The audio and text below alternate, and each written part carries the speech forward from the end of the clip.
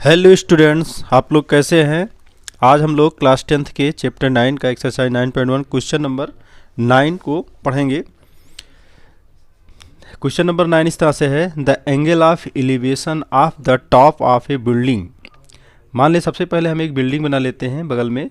ये हमारी बिल्डिंग है। From the foot of the tower is 30 degree. ये हमारा टावर है। इसको ऐसे हम टावर बनाते हैं इस तरह से। तो बिल्डिंग के ये टावर के फुट से और बिल्डिंग के टॉप पर इन्होंने कहा है बिल्डिंग, ये लिखा है elevation of the top of the building. Building का टॉप ये है और from the foot of the tower, tower का फुट ये है। तो बिल्डिंग के टॉप से टावर के फुट का एलिवेशन एंगल, एलिवेशन एंगल का मतलब होता है उन्नयन कोण। बिल्डिंग के सिरे से और टावर के फुट से मतलब नीचे वाले बिंदु से एलिवेशन एंगल हमारा दिया गया है 30 डिग्री। ये 30 डिग्री दिया गया है। And the angle of elevation of the top of the tower, ये टावर के टॉप से from the foot of the building और बिल्डिंग के फुट से इसका एलिवेशन एंगल 60 डिग्री दिया है। तो टावर के टॉप से और बिल्डिंग के फुट से ये आपका एलिवेशन एंगल 60 डिग्री गिवन है। उस तरह से फिर है, if the tower is 50 metre high. ये टावर हमारा यदि है, इसको हम 50 मीटर कर दे रहे हैं। यहाँ से यहाँ तक की हाइट कितनी है, 50 मीटर है। If find the height of the building, तो ये बिल्डिंग हमारी थी, इसकी हाइट मुझे फाइंड करना है। इसको हम ए बी मान लेते हैं, इसको हम टावर को सी डी मान लेते हैं। तो गाइस इस तरह से हमारा क्वेश्चन है। अब हमको सारी इन्फॉर्मेशन क्लियर हो गए हैं। अब हम लोग सबसे पहले जब बिल्डिंग की हाइट मुझे फाइंड करना है, तो इस दोनों में हमें एक भी चीज़ नहीं पता, ना बेस पता है, ना परपेंडिकुलर पता है, ना हाइपोटेन्यूज पता है। सबसे पहले इस ट्रायंगल से हम जो टावर की हाइट गिवन है, इससे हम ये बेस फाइंड कर लेंगे इस ट्रायंगल से। तो लिखते हैं यहाँ पर, लेट कर लीजिए, let height of the building, let height of building हमारी की है ए बी। और इस तरह से in triangle C D B में, in triangle C D B, तो सी डी बी में tan 60 गिवन है। tan 60 इक्वल टू कितना है, tan 60 हो जाएगा, tan इक्वल टू होता है परपेंडिकुलर अपान बेस, तो सी डी अपान बी डी हो जाएगा। तो सी डी हमारा 50 गिवन है, बी डी नहीं पता है, इसको बी डी ऐसे लिख लेंगे। तो इस तरह से हम सॉल्व करेंगे, जो कि tan 60 की वैल्यू √3 होती है। इसको हमें एकदम से कंफर्म याद होना चाहिए, इसको आप याद कर लेंगे। फिर इसको हम क्रॉस मल्टीप्लाई यहाँ कर लेंगे, तो बी डी को √3 से करेंगे तो हमारा हो जाएगा बी डी √3, और 50 को 1 से करेंगे तो यहाँ 50 हो जाएगा। इस तरह से ये कंप्लीट होता है। फिर बी डी की वैल्यू हम यहाँ फाइंड कर लेंगे, बी डी इक्वल टू हो जाएगा 50 अपान √3। इसको हम यहाँ पर ऐसे छोड़ देते हैं, बी डी की वैल्यू आ गई। अब हमें बी डी की वैल्यू आ गई है। अब हम ट्रायंगल ए बी डी में आ जाते हैं।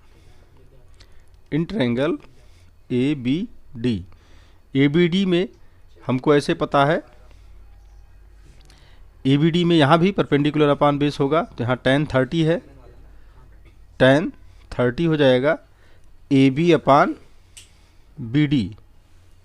तो जो tan 30 है, ए बी हमारा नहीं पता है, इसको हम ए बी और बी डी हमें ऐसे, ए बी को ऐसे लिख ले और बी डी को हम ताल लेते हैं। बी डी की वैल्यू मुझे मालूम हो चुका है, बी डी बराबर 50 अपान √3 है।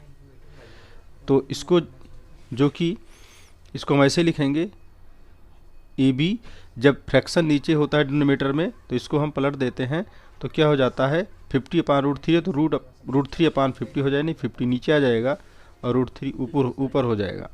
tan 30 की वैल्यू जो कि हमें पता है, यहाँ लिख देते हैं 1 अपान √3।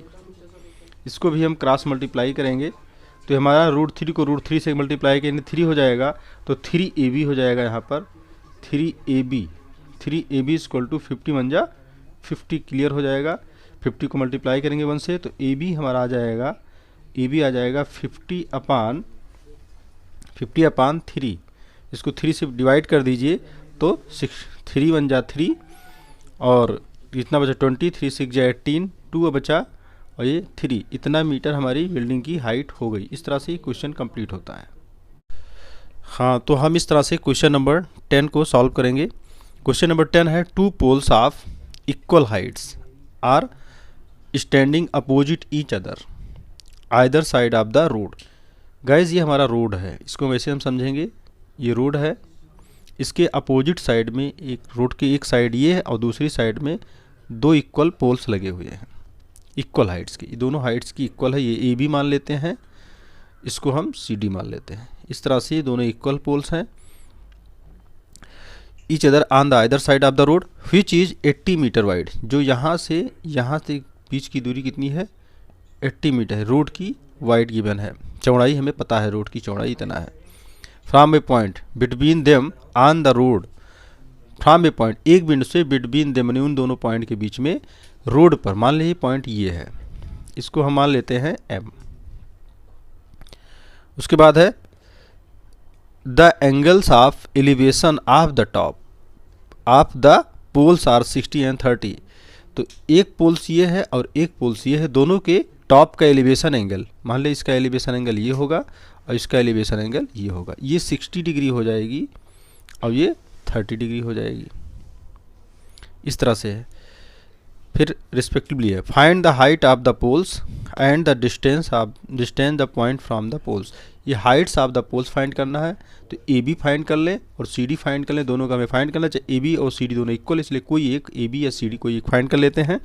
और उनके बीच की दूरी, मतलब ये पॉइंट से इस पोल के बीच की दूरी नहीं, बी एम और बी एम फाइंड करना है और एम डी भी फाइंड करना है। इस तरह से हमारा क्वेश्चन कंप्लीट होता है। अब हम लोग क्वेश्चन को सॉल्व करेंगे। क्वेश्चन बहुत ईजी है। हम लोग सबसे पहले आते हैं, हमें एक चीज़ और गिवन है, यहाँ पर ये सड़क की चौड़ाई हमको पता है 80 मीटर, तो हम मान लेते हैं ये हमारा B M A B equal to C D, ये हमारा पोल्स है। क्या है ये पोल्स है, इसको हम लेट कर लिए, ये पोल्स हो गया। और इस तरह से आते हैं in triangle A B M में, in triangle A B M, A B M को हम देखते हैं, यहाँ पर दिया है tan 60, तो tan 60 इक्वल टू होगा परपेंडिकुलर अपान बेस। परपेंडिकुलर हमारा गिवन है ए बी, इसको हम बी एम को x मान लें, इस दूरी को हम x मान लें और एम डी को 80 माइनस एक्स मान लेंगे, क्योंकि ये टोटल 80 है तो इसको x मान ले, तो 80 में से x को निकाल देते हैं, जो बचेगा वो एम डी बचेगा, इसलिए 80 माइनस एक्स एम डी हो जाएगा। तो tan 60 हमारा हो जाएगा ए बी बटा बी एम। तो ए बी हमको नहीं पता, ऐसे ए बी लिख लेंगे, बी एम को हम x माने थे तो x लिख देंगे, जो कि tan 60 का मान है 1 अपान tan 60 की वैल्यू हम पुट कर देंगे यहाँ पर। हाँ, इस तरह से tan 60 की वैल्यू होती है √3 यहाँ रखेंगे, तो ए बी अपान एक्स करेंगे, तो ए बी इक्वल टू हो जाएगा हमारा, ए बी इक्वल टू हो जाएगा, यहाँ 1 कर दीजिए, क्रॉस मल्टीप्लाई करेंगे तो ए बी इक्वल टू हमारा हो जाएगा x√3, ये हमारा ए बी की वैल्यू आ गई। अब इस तरह से जब ए बी हमें पता चल गया ये, अब हम आते हैं इन ट्रायंगल में। इस ट्रायंगल में in triangle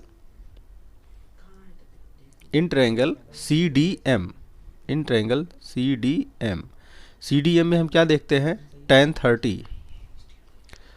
tan 30 equal to हो जाएगा सी डी अपान एम डी, तो सी डी की वैल्यू मुझे नहीं पता है, फिर हम सी डी से उतार लेंगे, और एम डी की वैल्यू पता है 80 माइनस एक्स, और जो कि tan 30 के बराबर है। tan 30 होता है 1/√3, इस तरह से ये होता है। अब इसको भी हम क्रॉस मल्टीप्लाई करेंगे तो हो जाएगा ये हमारा, इसको मल्टीप्लाई कर लेंगे जब, तो ये हो जाएगा CD√3 equal to 80 minus x. अब CD इक्वल टू क्या होगा, CD इक्वल टू हो जाएगा 80 माइनस एक्स अपान √3। इस तरह से ये हमारा CD हो गया। अब देखेंगे ये CD, पहले CD और AB दोनों इक्वल था, तो ये CD की वैल्यू AB की वैल्यू ये है और CD की वैल्यू ये है, ये दोनों आपस में इक्वल हो जाएगी। इसी समीकरण 1 मान लेते हैं, इसको हम 2 कर लेते हैं, तो 1 और 2 से फ्रॉम इक्वेशन 1 एंड 2, तो 1 एंड 2 हमारा लिखा है, इस दोनों को हम इक्वल लिख लेंगे। x√3 equal to 80 minus x√3। फिर इसको हम क्रॉस मल्टीप्लाई करेंगे, तो क्रॉस मल्टीप्लाई में हमारा हो जाएगा इस तरह से, इसको होगा x√3 माइनस x√3 नहीं सॉरी ये 3x हो जाएगा, क्योंकि √3 को √3 से मल्टीप्लाई 3 होगा, इंटू x होगा 3x हो जाएगा, और ये हो जाएगा 80 माइनस x। x को इधर ले आएंगे तो माइनस x है, तो 3x प्लस x हो जाएगा इक्वल टू 80।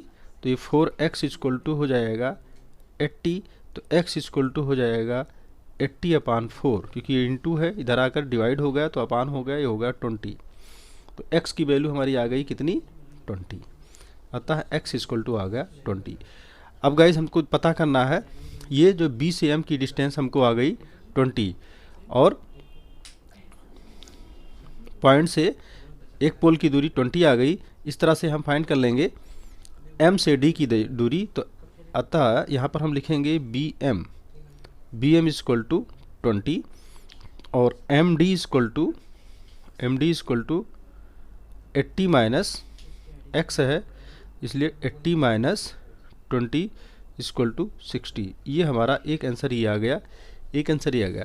अब हमें पोल्स की हाइट फाइंड करना था, तो हाइट ऑफ द पोल की हाइट हमको फाइंड करना था, तो AB इक्वल टू हम कहीं निकालें, AB इक्वल टू क्वेश्चन 1 में AB आपका पोल था, तो AB इक्वल टू आपका दिया है x√3।